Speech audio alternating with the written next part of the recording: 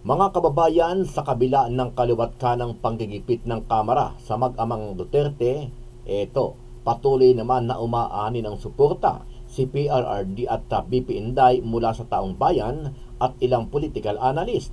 Sabi ng isang propesor na si Malu Tikia, malinaw na ang mga ginagawang hakbang ng liderato ng Kamara sa pangunguna ni Speaker Romualdez ay isang political at demolition job sa mga Duterte. Yes, nakakalungkot kasi 5 linggo kang nagbakasyon. 'Di ba? Nasa calendar nila 'yan.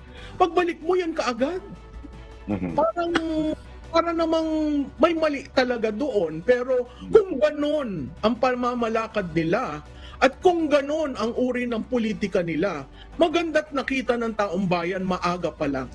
Samantala, ayon naman kay dating legal advisor ni Pangulong Duterte na si Atty. Panelo, masyadong maaga at very obvious ang ginagawa nitong si Romualdez dahil sa kanyang planong pagtakbong Pangulo sa 2028 eleksyon. Problema kasi dyan, yung liderato sa Kamara, very obvious, his body language that moves na gusto niyang tumakbong presidente sa 2028 is to eliminate potential rivals and allies of the perceived rivals in 2028. Kung si Atty. Harry Roque naman ang tatanungin, nakikita niya na mas magandang tandem ni President Inday Sara at Vice President Amy Marcos para sa darating na 2028 eleksyon. Pagdating na 2028, parang maganda atang Duterte Marcos naman. Anong tingin nyo? First time in history na parehong babae, pero bakit hindi? Dahil pareho naman silang merong bayag. Sa isang banda, tuluyan ng ipinatigil ni BP Inday ang kanyang hiling sa Kamara na secret fund dahil naniniwala ito na magiging dahilan ito para magkawatak-watak ang unit team. Nakikita natin na talagang may tendency magkawatak-watak o magiging divisive itong issue na ito at dahil dito, kaya hindi na po niya pursue ang proposal for confidential funds. Ano ang masasabi mo dito, kabayan? Tama ba nagipitin at pagkaisahan ang mga Duterte para lang sa pansariling kapakanan ng liderato ng Kamara? Sama-sama nating panoorin ang buong video at pakicomment nyo po ang inyong mga reaksyon at sariling opinyon. Pero bago yan, muli po ako nag-iimbita sa mga hindi pa po nakasubscribe sa ating channel na Kabayan News PH, pakipindot po ang subscribe button at pakiclick na rin ang notification bell para lagi kayong updated sa mga bagong upload natin na legit at napapanahong balita. Maraming pong salamat.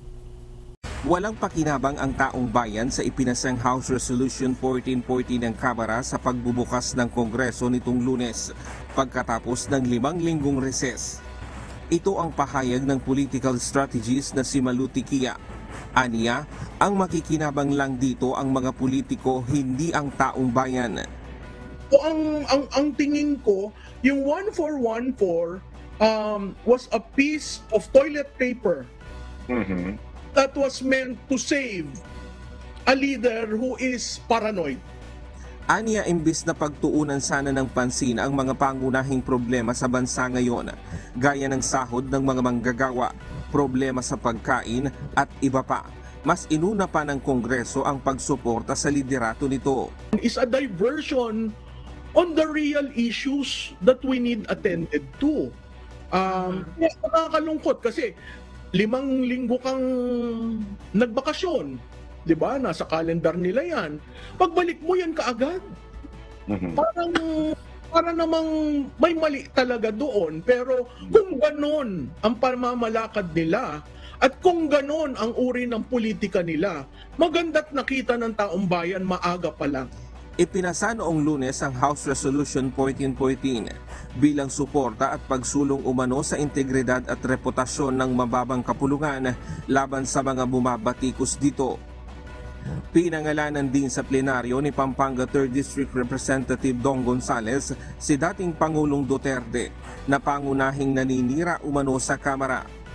Paniwala ni Tikia, ang nangyayaring ito sa Kamara ay demolition job laban sa mga Duterte. Wala na rin ang unity na dala-dalang slogan ng Marcos Duterte tandem noong nakaraang eleksyon. Tambalang Sara Duterte at Amy Marcos sa 2028. Yan pong pinalutang ni dating presidential spokesman Harry Roque sa gitna ng mainit ngayong banggaan sa politika.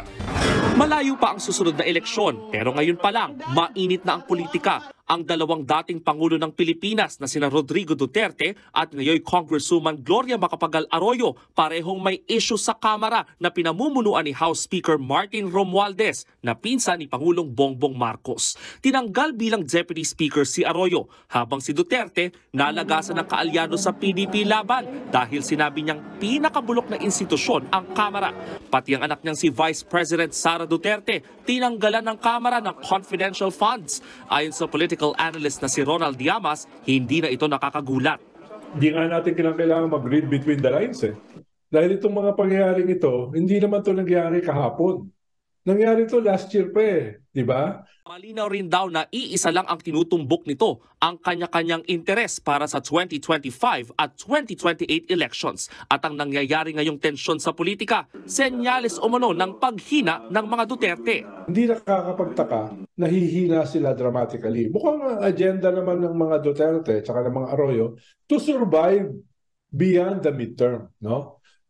Okay lang na maubusan sila ng tao dahil alam naman nila it's just politics, no? Paglampas ng midterm ay baka kung mataas pa ang ratings ni Sara Duterte, baka itong mga umalis magbalikan na.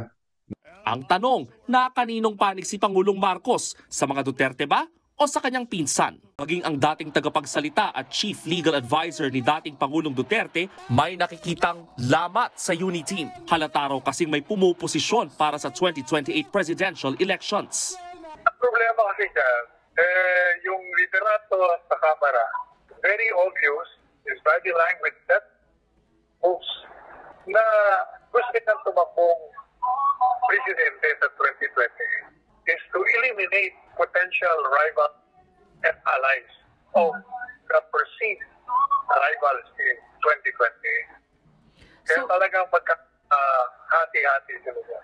Ang dati namang presidential spokesperson na si Harry Roque, dinepensahan ng confidential funds ni VP Sara. Pinalakpakan pa ni Roque ang pagbawi ng bise sa hinihingi niyang 650 million pesos na confi funds ng OVP at DepEd, sabay banat kay Romualdez. At sa kanyang YouTube live kanina, tila may pahaging pa si Roque sa posibleng tandem ni na VP Sara at Senator Amy Marcos sa 2028 elections. At pagdating na 2028, parang maganda atang Duterte Marcos naman. Anong tingin nyo? First time in history na parehong babae, pero bakit hindi? Dahil pareho naman silang merong bayag. Ayaw din ni VP. So, nakausap namin siya, ayaw niyang ibalik din yung confi funds niya. So, it's good in academic. Hindi nahihilingin ni Vice President Sara Duterte na ibalik ang panukalang 500 million pesos na confidential funds para sa 2024 na una nang tinapyas sa Kamara.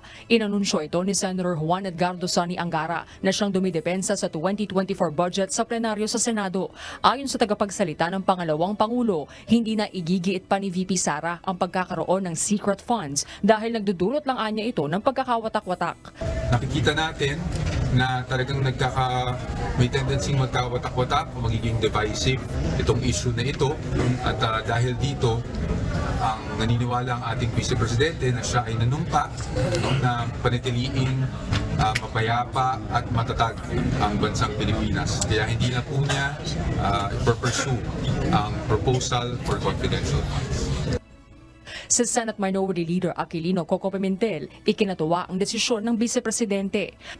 I commend her, Mr. President, for now categorically stating to this House that it's not a deferral to our wisdom. She does not want it anymore, Mr. President. Punto pa ng Senador, batay sa joint circular ng Commission on Audit na nagtatakda ng panuntunan sa pag-audit ng Intel funds ng mga ahensya ng gobyerno, mismo ang opisina rin ng Pangulo ang mag-aaproba ng paglalabas ng pondo. Your civilian office, wag natin i-confuse yung nature natin na meron tayong intelligence fund. Intelligence funds, you monitor, wag natin sirain yung controls. Wag bigyan ng sarili mo.